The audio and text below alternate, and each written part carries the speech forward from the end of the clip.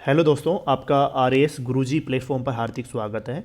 और यहाँ पर हम आज क्लियर कवर करने वाले हैं जो राजस्थान हिस्ट्री है उसके आर एस मेंस के अकॉर्डिंग क्वेश्चंस कि 2 नंबर में कैसे लिखना होता है, 5 में कैसे लिखना होता है, 10 मार्कर कैसे लिखना होता है। तो इस पूरी सीरीज में आप इस तरह के क्वेश्चंस देख पाओगे, इस तरह की कंटेंट देख पाओगे। तो सबसे पहले हम बात करते हैं भाई दलाराम बाग संग्रहालय, ये 2 नंबर का क्वेश्चन है। इसमें क्या लिखना होता है? तो दलाराम बाग संग्रहालय अगर क्वेश्चन आता है तो क्या लिखोगे? इसकी स्थापना हुई है 1940 में और कहाँ पर है? ये हवा महल में है। और यहाँ पर सांभर, रेड और जो बैराट उत्खनन की जो सामग्री प्राप्त हुई है वो हमने कहाँ रखी हुई है? दलाराम बाग संग्रहालय यहाँ पर रखी हुई है। तो बहुत इंपॉर्टेंट है, ध्यान रखना है। नेक्स्ट क्वेश्चन है 2 नंबर का, दिल्ली शिवालिक अभिलेख। तो दिल्ली शिवालिक अभिलेख के बारे में आपको क्या लिखना होता है कि चौहान शासक विग्रहराज फोर्थ की जो जानकारी है वो दिल्ली शिवालिक अभिलेख से प्राप्त होती है। ठीक है, इसकी विषय वस्तु है कि दिल्ली के जो तोमर शासक अनंगपाल तोमर है उनकी जो पराजय है उसकी जानकारी भी यहाँ पर प्राप्त होती है। इसकी विषय वस्तु है दिल्ली शिवालिक अभिलेख की। यहाँ पर इनकी अनंगपाल तोमर की पराजय की भी जानकारी यहाँ पर प्राप्त होती है। एक क्वेश्चन आ जाता है मरशा उदाहरण, और मरशा का उदाहरण दीजिए या द्वावेद का उदाहरण दीजिए। तो राणे जगपत राम मरशा जो है एक ये साहित्यिक कृति है जो मरशा का उदाहरण है। और अखमल देवडारी द्वावेद, ये द्वावेद का उदाहरण है, ये आप लिख के आ सकते हो। नेक्स्ट क्वेश्चन है रसिया जी की छतरी। तो रसिया जी की छतरी की जो है उसका लेख ये एक तरह का लेख है जो 1274 ईस्वी का लेख है। चित्तौड़गढ़ छतरी पर ये रसिया जी की छतरी बनी हुई है, यहाँ पर लेख बना हुआ है। और इसकी रचना वेद शर्मा ने की है। उत्कीर्णकर्ता कौन है? सज्जन है। और 13वीं शताब्दी के, यहाँ पर क्या मतलब मेन इसका इंपॉर्टेंट थीम क्या है? 13वीं शताब्दी की मेवाड़ की जो प्राकृतिक स्थिति है, उपज है, वृक्षावली है, पक्षियों की जानकारी यहाँ पर प्राप्त होती है रसिया जी की छतरी से। नेक्स्ट हम बात करते हैं बीकानेर षड्यंत्र मुकदमा। इससे आप क्या समझते हैं? 2 नंबर में क्या लिख के आ सकते हो?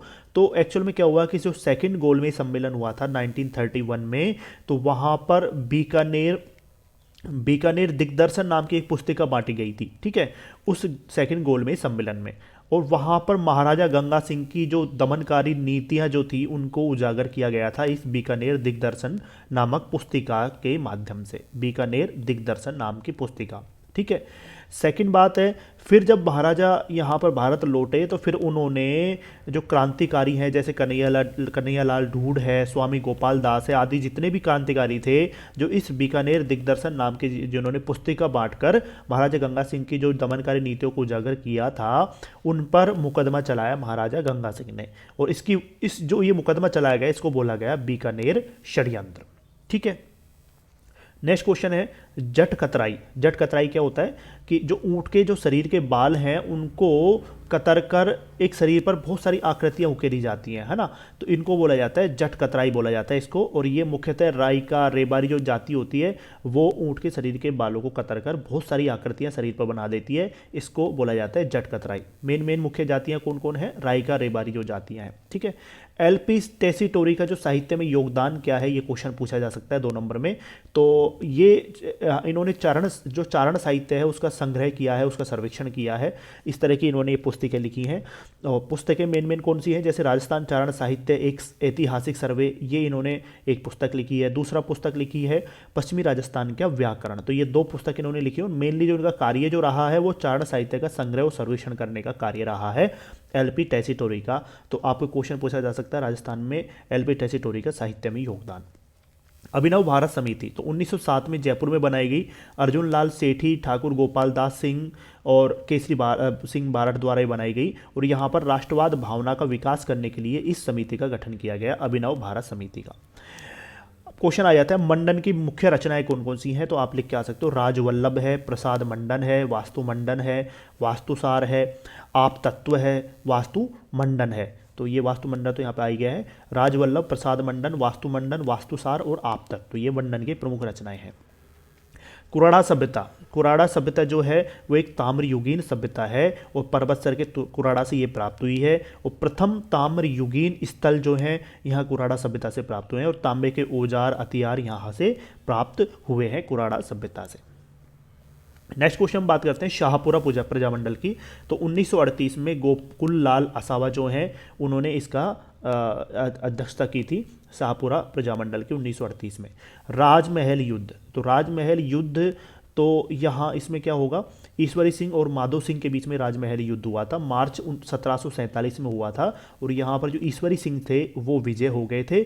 और इसके बाद में क्या हुआ कि जो मराठा थे उनका राजस्थान की राजनीति में हस्तक्षेप बढ़ जाता है। तो ये इंपॉर्टेंट है, आपको ध्यान रखना है। राजमहल युद्ध से हमारी जो राजस्थान की राजनीति पर क्या प्रभाव पड़ा, तो आप लिख के आ सकते हो, मराठों का राजस्थान राजनीति में हस्तक्षेप बढ़ गया था। ईश्वरी सिंह माधो सिंह के बीच में हुआ, मार्च 1747 में हुआ, और ईश्वरी सिंह यहाँ पर विजय हुए थे। नेक्स्ट हम बात करते हैं भोमट की भील आंदोलन। तो भोमट भील आंदोलन कब हुआ, 1921 में हुआ, मोतीलाल तेजावत के माध्यम से हुआ। और 21 सूत्रीय मांगे यहाँ पे रखी गई थी और मेवाड़ प्रशासन के सामने यहाँ पर रखी गई थी 21 सूत्रीय मांगे भोमट भील आंदोलन के दौरान। निर्गुण संप्रदाय के आप उदाहरण पूछे जा सकते हैं कि निर्गुण संप्रदाय कौन कौन से हैं राजस्थान में, तो आप लिख के आ सकते हो कि भाई एक रामिस्नेही संप्रदाय हो गया, निरंजनी संप्रदाय हो गया, विष्णुई संप्रदाय, जसनाथी संप्रदाय। तो ये 4 जो संप्रदाय हैं, और भी हैं इसके अलावा, लेकिन अगर आपसे पूछे जाए 4 ऐसे संप्रदायों के नाम लिखिए जो निर्गुण संप्रदाय हैं राजस्थान में, तो रामिस्नेही, निरंजनी, विष्णुई और जसनाथी। नेक्स्ट हम बात करते हैं कुर्जा गीत की। तो कुर्जा गीत के बारे में पूछा जा सकता है। कुर्जा गीत क्या है, एक विरह गीत है, ठीक है। तो यहाँ पे जो विरहणी होती है वो कुर्जा पक्षी के माध्यम से अपने मनोभावों को प्रकट करती है। तो ये राजस्थान के एक लोकप्रिय लोकगीत है। धींगा गणगौर, तो धींगा गणगौर के बारे में पूछा जा सकता है, भाई धींगा गणगौर क्या है। तो धींगा जो गणगौर है वो बैसाख कृष्ण पक्ष की तृतीया को मनाई जाती है। बैसाख कृष्ण पक्ष की तृतीया को मनाई जाती है और मेवाड़ मारवाड़ में मनाई जाती है धींगा गणगौर। संत सुंदरदास के ग्रंथ कौन कौन से हैं, संत सुंदरदास के प्रमुख ग्रंथ कौन कौन से हैं, तो जैसे सुंदर विलास है, सुंदर सार है, सुंदर ग्रंथावली है और ज्ञान समुद्र है। तो ये 4 आप लिख के आ सकते हो, सुंदर विलास, सुंदर सार, सुंदर ग्रंथावली, ज्ञान समुद्र। हम्मीर शासनकाल की जानकारी देने वाले कुछ ग्रंथ और रचयिताओं के नाम पूछे जा सकते हैं आपसे। तो सबसे पहला है जैसे हमीर महाकाव्य, हमीर महाकाव्य इसको किसने लिखा है, नयन चंद्र सूरी ने लिखा है। हमीर रासो जोधराज ने लिखा है। हमीर मठ चंद्रशेखर वाजपेयी ने। हमीर रायण व्यास भांडव ने लिखा है। घोड़ा बावसी, तो घोड़ा बावसी क्या है, घोड़ा बावसी के बारे में 2 नंबर में पूछा जा सकता है कि भाई जो मिट्टी के कलात्मक घोड़े बनाए जाते हैं उसको बोला जाता है घोड़ा बावसी। और मतलब ये मिट्टी के कलात्मक घोड़े बनाए जाते हैं और उसके बाद में मनौती जब पूर्ण हो जाती है तो जो गरासिया जाति होती है वो देवताओं को चढ़ाती है, ठीक है। ये एक तरह से घोड़ा बावसी जो है मिट्टी के कलात्मक घोड़े हैं जिनको मनौती पूर्ण होने पर गरासिया जाति के द्वारा देवताओं को चढ़ाया जाता है, ठीक है। आबू रोड पिंडवाड़ा में ये प्रसिद्ध है क्योंकि गरासिया वहाँ पर मुख्यतः पाए जाते हैं। तो आबू रोड पिंडवाड़ा में ये प्रमुखतः प्रसिद्ध है। शंकर राव देव समिति, शंकर राव देव समिति ये क्यों फेमस है अपने राजस्थान के इतिहास में, तो ये राजस्थान के एकीकरण से संबंधित है, ठीक है। तो ये शंकर राव देव समिति का संबंध किससे है, राजस्थान के एकीकरण से है। यहाँ पर इसके अध्यक्ष कौन थे, डॉक्टर शंकर राव देव थे, ठीक है। सदस्य कौन कौन थे, प्रभुदयाल थे, R.K. सिद्धवा थे। इनकी सिफारिश पर यहाँ पर मत्स्य संघ का जो बृहद राजस्थान में विलय किया गया था, ठीक है। तो मत्स्य संघ का बृहद राजस्थान में विलय जो किया गया वो शंकर राव देव समिति की सिफारिशों के आधार पर किया गया। नेक्स्ट क्वेश्चन है बांगड़ के धनी। तो बांगड़ के धनी किसको बोला जाता है, तो झुंझुनू के जो नरहड़ के हजरत शक्कर पीर बाबा हैं उनको बांगड़ के धनी बोला जाता है। और इन जन्माष्टमी को उर्स यहाँ पर होता है, जन्माष्टमी के उर्स बांगड़ के धनी का। और ये यहाँ पर जो तांत्रिक परेशानियाँ हैं या मृगी रोगों से जो उपचार होता है वो यहाँ पर किया जाता है बांगड़ के धनी के स्थान पर। झुंझुनू के नरहड़ के हजरत शक्कर पीर बाबा बांगड़ के धनी बोले जाते हैं। अब क्वेश्चन पूछा जा सकता है डाबड़ा किसान आंदोलन। तो डाबड़ा किसान आंदोलन 2 नंबर में पूछा जा सकता है। डीडवाना नागौर में पन्नालाल चौधरी जो है इनके यहाँ पर और मारवाड़ लोक परिषद के नेतृत्व में ये आंदोलन हुआ था। डीडवाना नागौर में पन्नालाल चौधरी और मारवाड़ लोक परिषद के नेतृत्व में। तो ये इंपॉर्टेंट है, बहुत ध्यान रखना है।